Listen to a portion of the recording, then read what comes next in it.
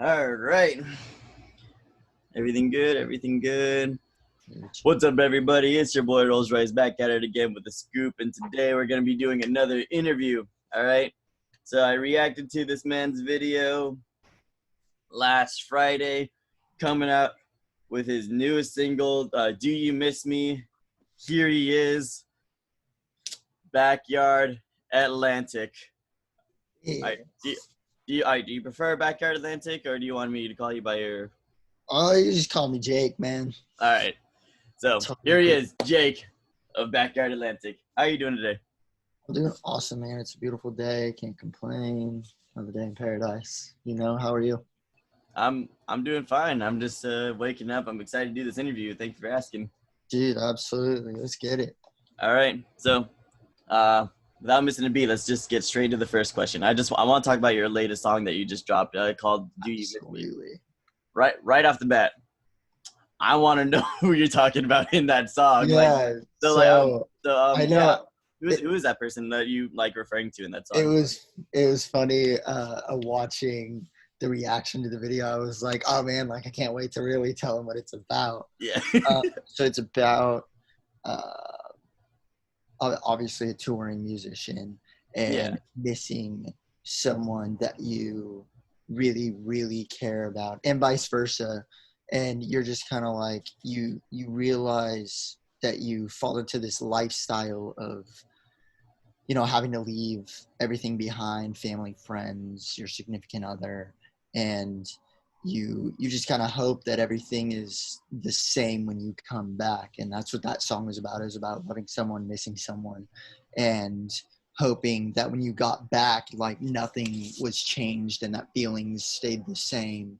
Mm-hmm. And it was more so of me coming to terms with that was the lifestyle that I've always wanted, was the touring musician kind of lifestyle, you know, leaving for months on end or weeks, whatever, and just doing what I love. But with that does come, you know, you miss holidays, you miss birthdays, you miss, you know, your loved ones, your family, friends. And that's exactly what that song was about. It was more so of me coping with the fact that this was something that I was just going to have to deal with in the long run, whether I liked it or not. If I wanted to keep doing what I was doing, that was right. a part of that lifestyle. And that's just one of the very small repercussions that comes with, not so much repercussions, but one of the things that you got to deal with while you're on the road and while you're touring. Yeah. Yeah. So it's not about like any one specific person. It's just like an overall feeling then. I mean, I guess it could be, yeah. But in essence, it was more so like I really wanted to, I guess, compose the right words for myself as to missing maybe someone in specific, but like more so of like coming to those terms of this is the life I want, and I just kind of hope that people were able to square with it. And I was hoping that I could square with it too, because it does not get easy, you know, leaving a significant other behind or leaving anyone behind. Like, you know, I miss my mom on tour and stuff like that, you know. I made a couple jokes about that on my reaction. Like I was like, is it about his mom maybe? Like, yeah, you know, but like, I definitely do miss my mom on tour for sure. Yeah. I mean, obviously, like when I was making the reaction, I was hinting like maybe another significant other, or maybe like some like, exactly, you know. So, but yeah, like I was curious about that right off the bat. Yeah. But so yeah, that kind of like leads into my next question. Like, you know, you talk a lot about like how you're on tour, but what was that final line that was crossed before you decided to actually go about writing the song? Like, what was happening right before you wrote the song, and why you wanted to write the song? So this is actually a really funny story. I was writing this song. So originally this song was written with, I was in an acoustic duo called Brook Tree. And for his purpose, we were writing this song, and I just started playing some chords, and Derek, who runs Outer Space Entertainment with me, and like founded the company, was like joking around, and he was like, so sing me a song. And I was like, oh, there it is. Yeah. And that's literally how the song got written. Like right before the whole song got written, he was just like, he sang that line and was just joking, and a joke turned into like one of my favorite songs that I've ever written. So that was exactly what happened right before that, to be honest. Yeah. All right. I want to ask about something that you actually like kind of like brought up. It actually was going to lead into my next question about being a musician. So, you know, you're going on a lot of shows. You're like you're kind of away from home a lot. Do you think living your lifestyle of being a musician, like how much of being a musician actually does affect your life? Like maybe like on a percentage scale? Because I know you say like you miss birthdays, you miss holidays and whatnot, but like how much do you feel like you miss being a musician? Oh geez. Like in terms of, so you're asking like how much it affects my life in general? Yeah, just like how much does it affect your 100%. overall life? 100%. Absolutely. 100%. Because I mean, if you're really serious about it, I mean, which I am, like I mean, obviously, like I was a part-time EMT for 7 years, but I was like, I can't go full time, because if I do that, I'm working 4 to 5 days a week, and I can't just be like, oh, take care, I got to go on a week or 2 week or 3 week or a month-long tour later. Yeah. I'll be back. Hope I have a job, you know?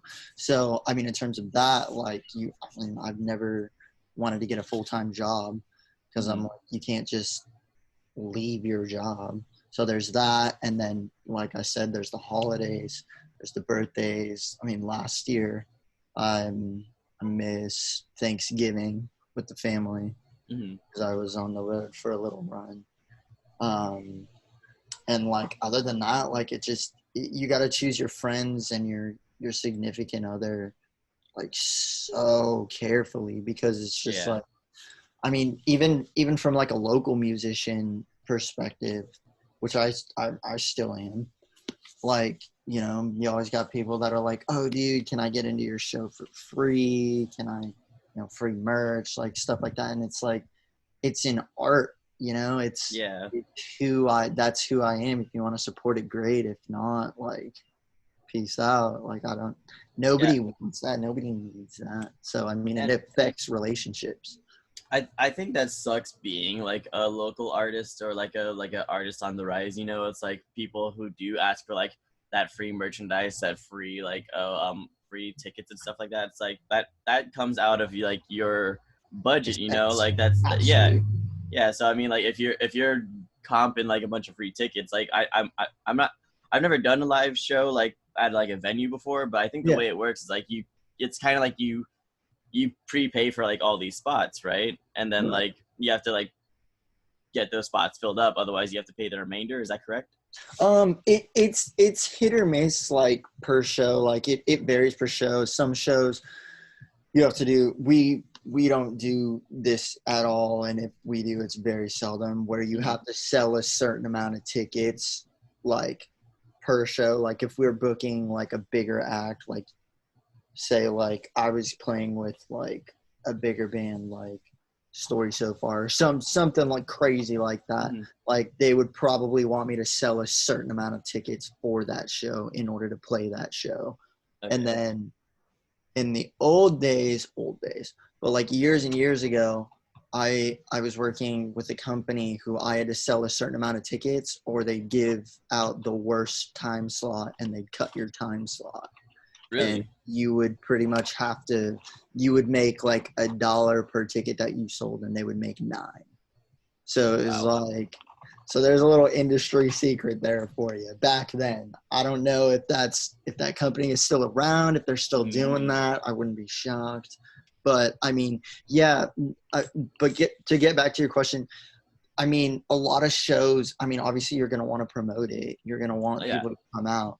But I mean, most of the time you're telling your friends, hey, I'm playing a show, and you can buy a ticket at the door, or like a wristband, or like or a stamp, whatever. But it's mostly door based as far as our shows go, like for Outer Space Entertainment and stuff. But yeah, I mean, you're obviously not going to want to just be like, oh yeah, I brought one person. That's cool, which is cool and all, but like, you know, you want to be able to say that you played for a decent amount of people. So yeah, it really, and that goes back to, you know, your friends and family, like who's really supporting your music and who wants to see you do well in the industry. So Yeah. I mean, yeah, in terms of that, definitely it's per show basis. Okay. That's interesting. Good information to know. You heard it here first, folks. Telling you, man. But yeah, I want to get like a little, I want to ask like some more questions about you as an artist. But first thing I want to ask, like, where did the name Backyard Atlantic come from, or what was the origin story of that?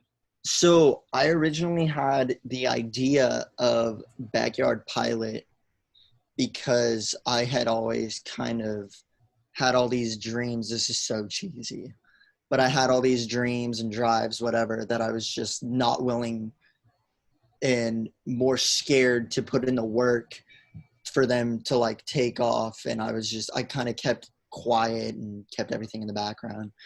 And then I was like, oh yeah, like that's a pretty cool name. And it stuck for like a week or two. And then my best friend and I went to go see one of our favorite bands in SoCal. And we were driving up one of the freeways down there, and one of the exits was Atlantic Avenue. Mm-hmm. And she just screamed out. She was like, Backyard Atlantic. And I was like, oh. And she's like, that's your new name. And I was like, okay. And here we are. So that's how that one, I mean, the backyard was always there, but switched the pilot out for Atlantic, and it kind of has a better ring to it. Yeah, I honestly think like Backyard Atlantic's a lot catchier than like Backyard Pilot. I mean, it's absolutely. I mean, the idea of Backyard Pilot, I mean, that still kind of like sticks, you know. I mean, I like the idea behind the name.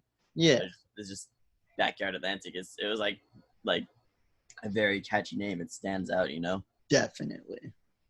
Now I actually saw you live. I think I don't. I was gonna say, you definitely, when you popped up, I was like, you definitely look familiar.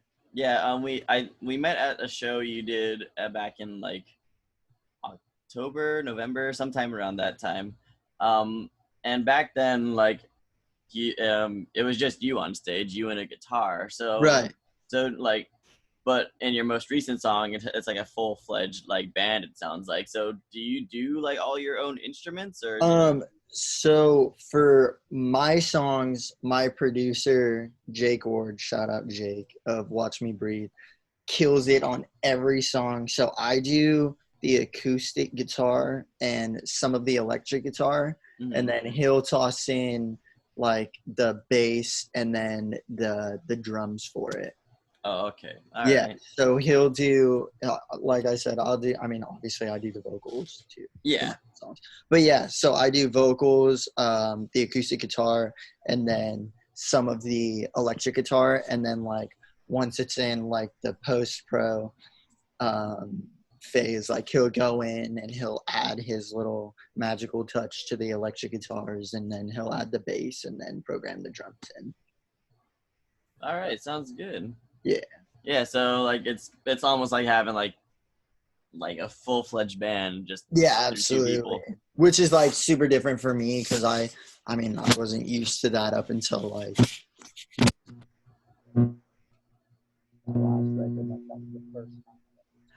Jay, you cut out a little bit. Is your mic blocked? Yeah, try saying something again. Can you hear me better? Yeah, I can hear you now. That was just weird. It just kind of cut out for a second.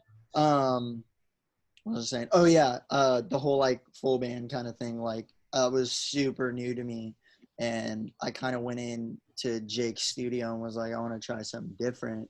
And we put out the Afraid to Leave EP, and that had like 4 songs on it. And I was blown away by like my own songs, which is like really weird to say, because like I was just like, the way that he, I guess almost per se, like reimagined those songs was insane to me, with like all the like various instrumentals and like vocal layering and all of this other stuff that I had no idea about up until when I was like, hey Jake, let's do some stuff, let's see what happens. And I probably won't let anybody else produce my stuff for a very long time. Yeah, I mean, like when a musician finds a really good producer, you know, you stick.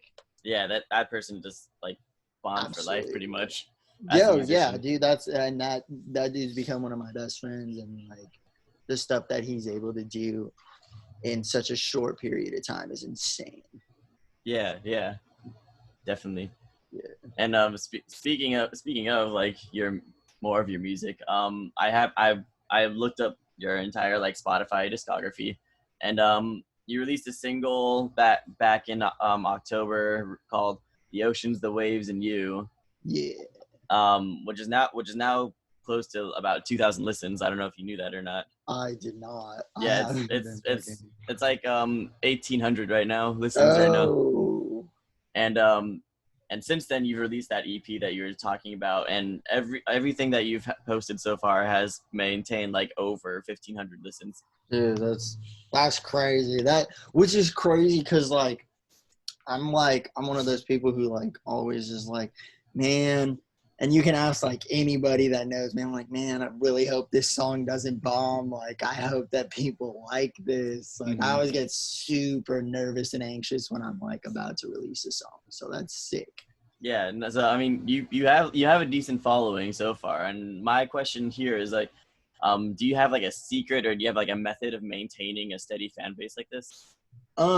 Honestly, like my whole thing is just to write good music and write what I guess my whole thing about writing is like I write from a very personal space, and I think that that's what's kept me afloat in the music industry. I mean, I know I don't have like a huge fan base or huge following, but like the people that do listen to my music are like, I can like always count on to be like, you know, your song sucks or your song is dope, like it's cool. And that's, I mean, I think that's really special. So regardless of if it's, you know, 5 people or 500 people that are listening to the song, I mean, it all does come from a really personal part of my life, because I'm really bad at like expressing how I feel, unfortunately. But like, if you listen to my music, like it's pretty much all right there. Yeah. Yeah.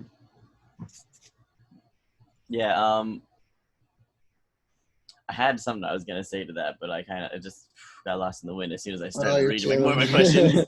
If I remember it, I'll ask later. But yeah, dude, absolutely. But yeah, I've listened to your entire discography, you know, and I think, like, if I may, like, part of the reason that like people like it is because of the related, like, there's a sense of relatability, you know, because you said because you said you have a hard time speaking on your feelings, but when you start writing music, it starts to become like a sense of relatability in a way, because like these, I feel like these fans kind of like share like whatever like you're going through at the time, right? Yeah. But I noticed that there's a big difference in the way that like most of your discography was written, as opposed to like Do You Miss Me? And I with respect to like your past discography, I do like the direction you're going in with your newest single, but I want to know, like, was there something that inspired like this, I want to say, like, shift in musical direction, or like what inspired you to do something like this as opposed to what you normally write? Yeah, I mean, and you probably know this, and everybody who listens to music knows music changes every second of the day. Yes. Like, the industry is an ever-changing entity. and what people are listening to now could be completely obsolete in an hour, and we wouldn't even know it, you know? Like, and I think that that was my thing is, yeah, acoustic music by itself, like, I mean, that's always where my heart's going to be. And that's, I mean, that's who I am. That's what I love. But I think the, you know, adding the drums and adding the bass and keys and electric guitar, it just brings a whole new like ballpark to my music in essence. And it's like there's so many more things that you can do with all that other instrumentation. And I think that it adds a lot to the lyrics as well, because, you know, if you have a really strong chorus, you know, you're gonna want heavy instrumentals that can like back your you know what you're saying. Yeah. And I think that that was my whole thing too, was I got a lot to say, and I want to make sure that the right music is there. So I wanted to make that kind of change in a completely different direction, like music wise. Okay. So it's kind of like you're just like evolving with the music, you know? Like, yeah, absolutely. I mean, you really do have to change with the times. yeah. Which I like I said, I do like the direction you're going in, because you are like evolving with the music, but you're also staying true to yourself as a musician. It's not, it doesn't feel like it doesn't feel like a weird or like irrational change. It's like it feels like it's genuine, it's flowing like with who you are, you know? Absolutely. So. And that's not to say, you know, that I won't. I mean, on my last EP there was 100% acoustic song on it, so it was like I wanted to make sure, you know, because originally there was going to be like drums and stuff, but Jake was like, why don't we just keep this acoustic, which actually went way better with that song, because it was like a really wordy song that I wanted to get a really important point across. So without those heavy instruments, like I could really, you know, people could focus on what I was saying versus, you know, drum and whatnot in the background. So that definitely makes that makes 100% sense. You know? Yeah, absolutely, man. Yeah. Let's see. Again, talking about like your latest single, I happened to look on Spotify and I wanted to check out the song credits, and I saw someone by the name of Ryan Fitch. I was curious, what role does he play in your music writing process for that last song? So he was the one that originally was in the duo that released the first version of Do You Miss Me, which was Brook Tree. And both of those were completely acoustic. There was no drums, no bass, no nothing. And then he was doing lead guitar for that project. But for this version, like I rewrote the lead and everything for it. Oh, okay. Yeah. So like so it's one of those situations where he kind of like helped write it, you know, and in essence, yeah. Yeah, but you kind of like just made it your own, but absolutely. Yeah. Okay. Yeah, like because I was like, I was curious about that, because I was like, I don't see him anywhere in the song, you know. So I was like, maybe. Yeah, no, not in this version at least. He didn't have any part in that version. Okay. So so for these last couple questions, I want to talk about how I first met you again really quick. Yeah. Again, so I mean, I met you at that show where you were one of the acts performing for wait, are you frozen?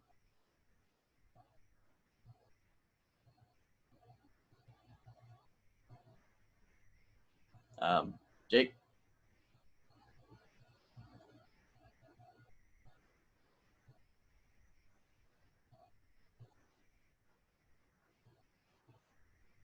Did you cut out?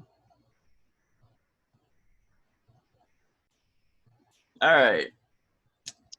Welcome back. That's so weird, dude. My bad. It like froze. Your video froze, and then it just completely closed itself. Yeah, I don't know what happened. I thought it was my Wi-Fi connection for a minute, and then it was probably mine.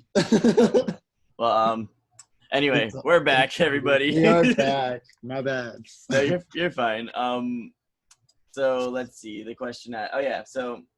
the question I had was I met you when you were performing a show. You're one of the performing acts for Drake Bell, which is like that's a big thing because he's like he's a kind of a big name. Yeah.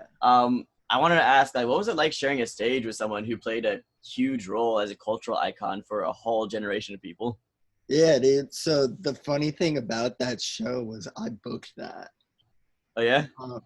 Yeah, so I reached out to his booking agent like on a whim and was like, "Hey, let's do this." And they were super about it, and lo and behold, there he was at the X Bar. So that was crazy to even have him out at a show like that. But to play it was super cool. I mean, you get to see your name on a flyer with Drake Bell. I mean, that was pretty dope. So if it weren't for you, Drake Bell would not have been at that show then. Correct. Matt, that's wow. Yeah. Which is, yeah, like, I mean, obviously not to be like, oh yeah, I'm great, whatever. But yeah, I booked that one. So that was super cool. That was a fun show. I talked to Derek before we did that. Mm-hmm. And we were just kind of like, we want to do some real big. And I was like, I was at his place and I was just like, I woke up one morning and was like, let's get Drake Bell. Let's try it out. And then there was an email in my inbox that was like, let's talk, from his booking agent. And we worked it out and got a bunch of. Oh, you froze again. Jake, you froze again.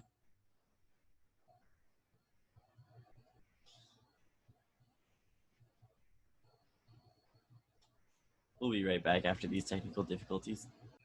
All right, and we're back again. Gotta love technology, man. Right.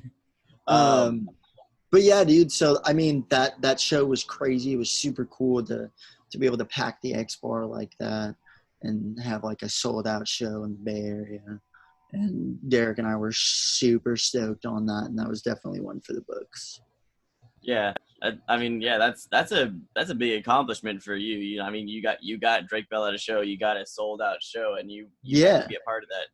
Absolutely, dude. In like all aspects, I got to be a part of it, which is super cool. Like the booking, playing, it was, yeah, that was definitely a night to remember for sure. Did you actually get to sit down and talk with Drake Bell? Yeah. So no, like it wasn't so much like a hey, what's up, how's it going, ask him a bunch of questions, but it was like, I mean, yeah, like we spoke and like he was super stoked to be there. And I mean, from what I saw, he seemed to be a super cool guy that just liked to play music. But I mean, yeah, it was a very brief interaction. Hey, hi, hello, it's your turn to go on kind of deal. Gotcha. So it wasn't like you like sat down, had a beer with the guy. It was just all professional. Right. It was more so like, hey, thanks for being here. Thanks for playing. Your sound check is good to go. You're chilling. Have fun. Okay. Yeah. Well, we kind of already answered that question. So I'm going to go ahead and skip that one, and I'll just lead into my last question here. So I want to ask you, like, like you just came out with this single now, I mean, and so I want to ask, what's this going to lead into for you? Like, what's in the near future for you when it comes to music?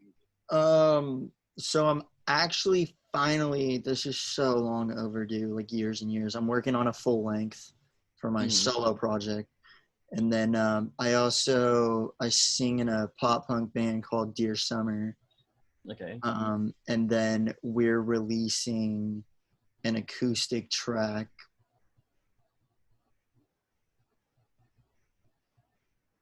Probably. Oh no, are we frozen again? It cut a little bit, but I mean, like it wasn't super bad. There we go. Here, let me try Yeah. this.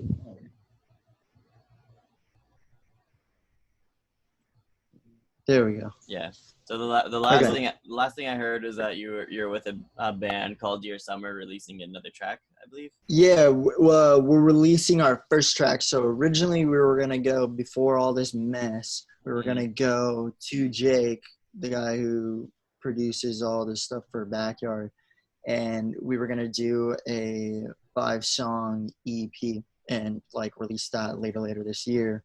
But then all this mess came through, so we were able to remotely, which is crazy to say, track an acoustic song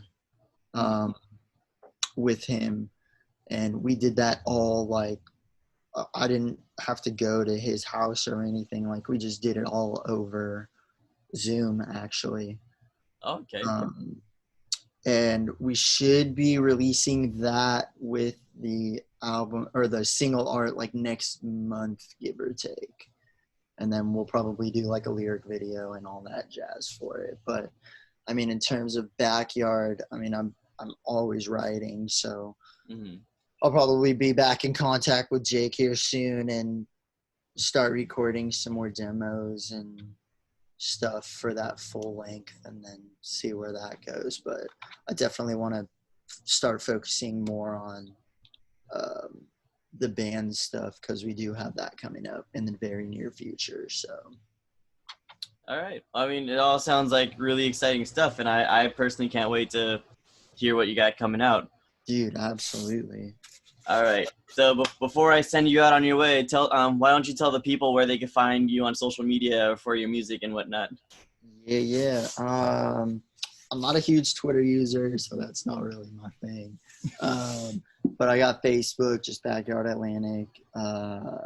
Instagram is Backyard_Atlantic. I think I could be super wrong. I don't know. I gotta look back into that. And then I'm all over Spotify, iTunes, Amazon Music, Google Play, all that. And I'll be releasing music again probably super soon. So. All right. And I'll make sure to have all of his links posted in the description of this video. Thank you, Jake, for sitting down and talking to me, answering some questions, and thank you for just being here and talking to me. I mean, I really appreciate it. Thank you so much for having me, man. All right.